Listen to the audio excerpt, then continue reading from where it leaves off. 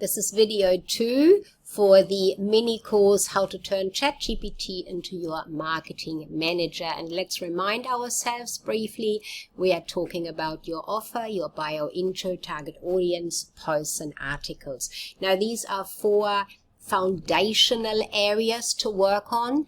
That doesn't mean you can't work on much more. You can work on a lot of detail within each of those. What I'm suggesting is that you start with a project, and within a project you explore these areas in your GPT, and you explore them with a separate chat each. So you can keep them separate. You can quickly refer back to them if you name them offer, bio, into any of those names, or whatever your preferred names for those areas would be. So I have got here membership model. So I was working out, what does my networking model actually look like, that business model, and there's a lot of information in there. I've used uploaded documents there to help it that I drew from somewhere else.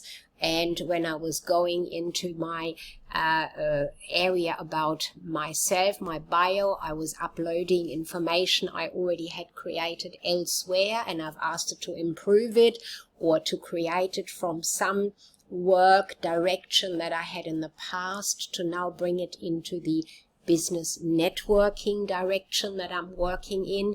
So you can really go into asking all different questions in it, and just ask your questions naturally. So for example here, it had created something or brought some information in that came from somewhere else, and I'm telling it, for your information, this text section, what it put in this conversation part there, that does not belong here into this, but it belongs into Expose. Somehow it got a little bit loose there and picked it from the wrong area. So you can really use natural language. That's what this model, this whole AI models, all of them are designed to do. Obviously they all have some slightly different ways that they work.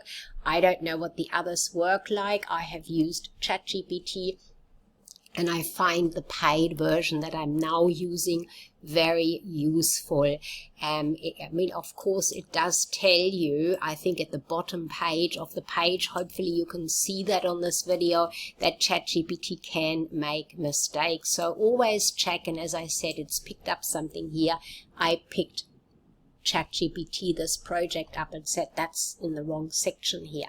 But you can always give it detailed natural language instructions. You can also use, if it's easier for you, you can use the dictation tool, so you can speak into it.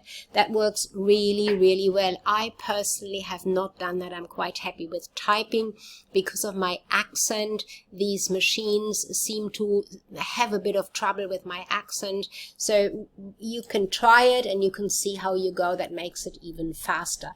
So what I'm suggesting is to make this really easy to create your own marketing manager or marketing partner, whatever you want to call it, executive marketing partner, team member, whatever you're going to call it. Give it always the same name, always the same description, and then use, this is what I've discovered at this point in time, use the project to really dig into what you want to explore. And you can see here I have a project under my name.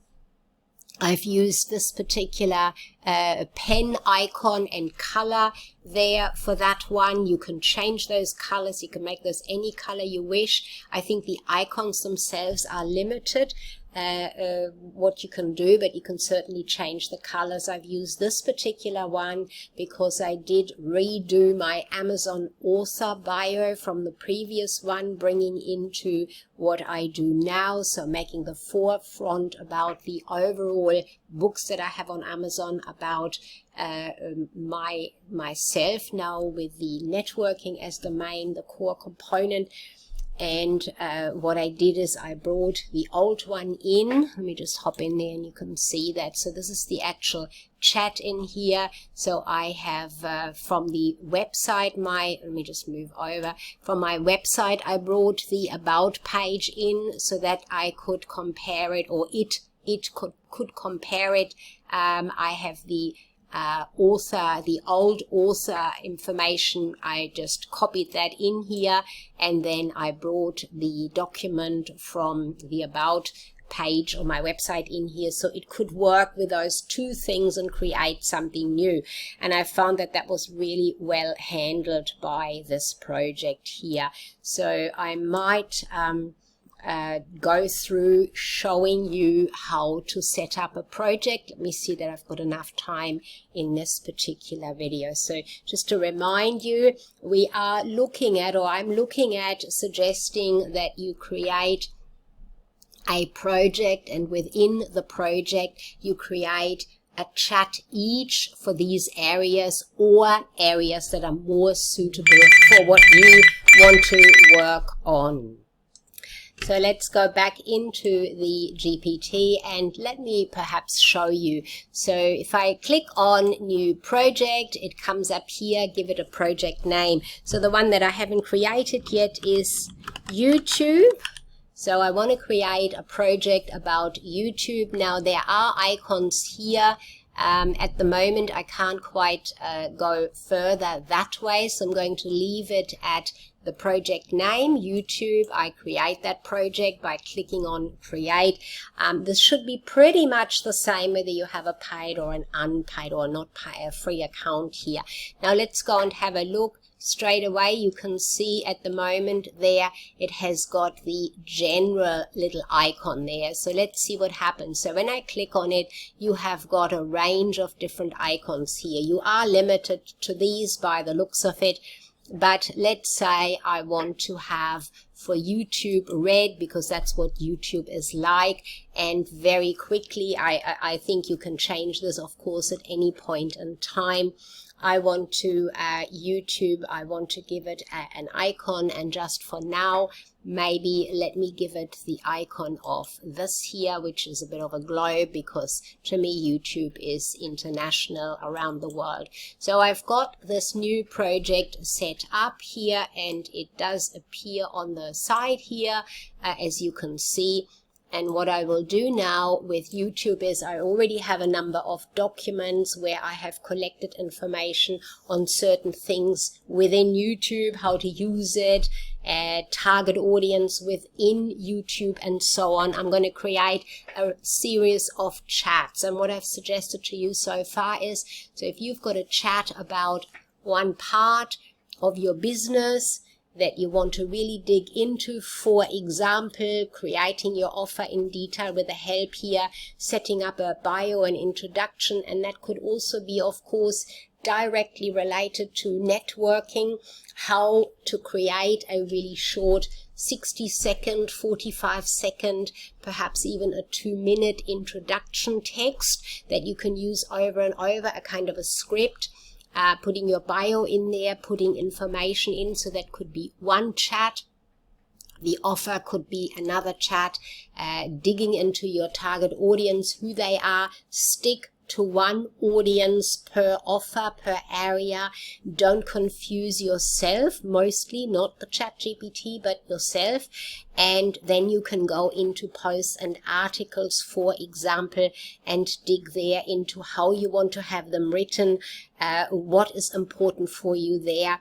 And once you've got these sorted out within the project with different chats, as I've shown you in this example with the business networking one, I've got 3 chats in here. Once you have that, by the end of a particular chat, when you're happy with what has been created for you, you can ask it, the project area here, you can ask it to create for you a knowledge base file, and then you can use that knowledge base file and create your own GPT, your own custom GPT, which lives up the top here in a different area.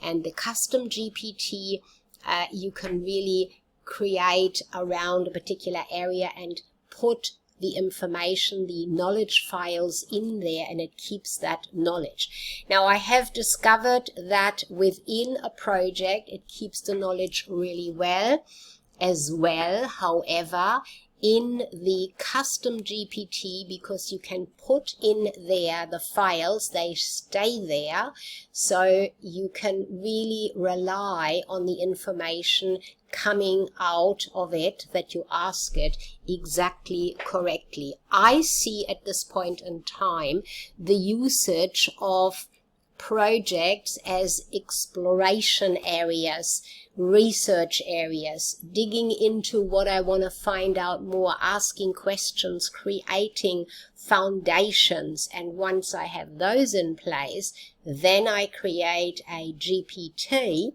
where I input. Let me go there again for you to see that here on the screen. Within the GPT, I can use that drop down and I can then edit it. And in the edit section is where my knowledge files live.